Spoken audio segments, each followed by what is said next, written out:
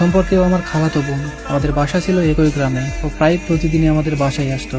প্রতিদিন আমাদের কথা হতো, ফাইজলামি করতাম। তো এভাবেই কিছুদিন চলে যায়। আমি ওর থেকে প্রায় 5 বছরের বড় ছিলাম। তো হঠাৎ একদিন ও আমার তুই করে বলা শুরু করলো। তখন আমি ওরে বললাম যে কি ব্যাপার, তুই আমাকে তুই করে বলছিস কেন? তখন ও আমারে বলে যে আমি তোরে তুই করেই বলবো, আমি তোকে ভাইয়া বলে ডাকতে পারবো না। তো তারপর থেকে ও আমার বাসায় একটু বেশি আসতে শুরু করলো। আমি দুপুরবেলা ঘুমিয়ে থাকতাম, ও আমার ঘুম ভাঙিয়ে দিত, পানি ঢেলে দিত, আমাকে অনেকভাবে বিরক্ত করতো। আমি সবকিছু স্বাভাবিকভাবেই নিতাম। আমি বুঝতে পারতাম ও আমাকে পছন্দ করে, আমার ওকে ভালো লাগতে শুরু করে। আস্তে আস্তে আমি ওর প্রতি দুর্বল হয়ে পড়ি। ও যেদিন আমাদের বাসায় আসতো না, সেদিন খুব মিস করতাম ওকে। আমি চাইতাম ও আমাদের বাসায় আসুক, আমার সাথে ফাইজলামি করুক, আমাকে বিরক্ত করুক। আমি অপেক্ষায় থাকতাম ও কখন আমাদের বাসায় আসবে। এভাবেই চলছিল। তো কিছুদিন পর আমি ওকে প্রপোজ করি। তখন ও আমাকে বলে যে দেখ, এখন তো আমরা দুজনেই ছোট, 2 বছর পর আমরা রিলেশন করে বিয়ে করব। তখন আমি ওকে বললাম যে ঠিক আছে, সমস্যা নেই। আমি ওকে অনেক বিশ্বাস করতাম। আমি ভেবেছিলাম ও হয়তো সত্যি আমাকে ভালোবেসে আমাকে বিয়ে করবে। তো সবকিছু ঠিকঠাকই চলছিল। এভাবে প্রায় 1.5 বছর কেটে যায়। এই 1.5 বছরে আমি কোনো মেয়ের সাথে কথা পর্যন্ত বলিনি, রিলেশন তো দূরের কথা। কারণ আমি ওকে এতটাই ভালোবাসতাম যে ওরে ছাড়া কাউকে ভাবতেই পারতাম না। প্রতিটা মুহূর্তে আমি ওরা মিস করতাম। আমি চাইছিলাম এক নারীতে আসক্ত হয়ে থাকতে, কিন্তু কে জানতো এই এক নারী আমার ভালো থাকাটাই কেড়ে নেবে। ও প্রতিদিন আমার বাসায় আসতো, সকালে এসে আমার ঘুম ভাঙাতো আর আমার ফোন চেক করতো।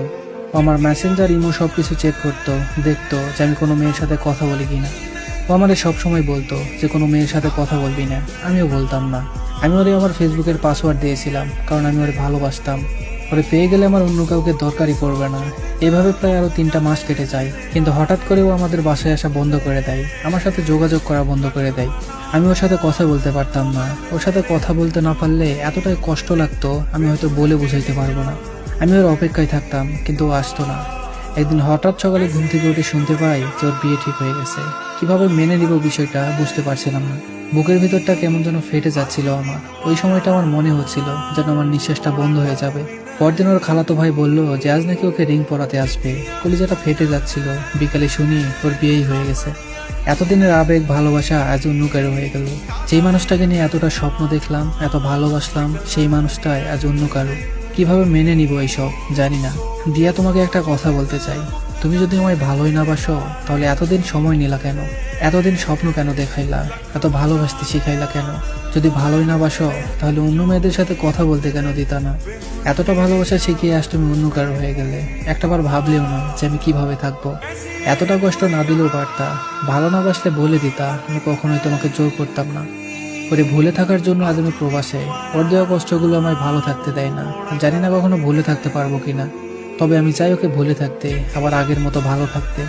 কখনো চাইনি ও খারাপ থাকুক, সবসময় চেয়েছি ও ভালো থাকুক। আমার সবটুকু ভালো থাকাটা কেড়ে নিয়ে হলেও ও ভালো থাকুক। আমায় তো আর সাথে নিল না। যার সাথে ও ভালো থাকবে তার সাথেই ভালো থাকুক। একটা কথা আমি সবসময় বলে থাকি, যার যাই করেন কাউকে মিথ্যা স্বপ্ন দেখাবেন না। এই স্বপ্নগুলোর জন্যই মানুষ বেঁচে থাকে, আর এই স্বপ্নগুলো ভেঙে যাওয়ার জন্যই মানুষ বেঁচে থাকার চাইতে মৃত্যুকেই শান্তির বলে মনে করে। কি লাভ একটা মানুষকে মিথ্যে স্বপ্ন দেখিয়ে?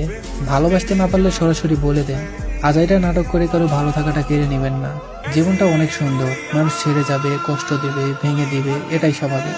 এত সিরিয়াস ভাবে নেওয়ার দরকার নেই। কেউ কষ্ট দিচ্ছে দেখ না, তারা যদি কষ্ট দিয়ে ভালো থাকতে পারে থাকুক না। একদিন ঠিকই বুঝবে, কিন্তু কিছু করতে পারবে না, শুধু ভিতরে ভিতরে মরবে। যাই হোক, সবশেষে একটা কথাই বলি, জীবনে চাওয়াটা খুব অল্প রাখবেন, আর নিজের ভালো থাকা অন্যের হাতে তুলে দিবেন না।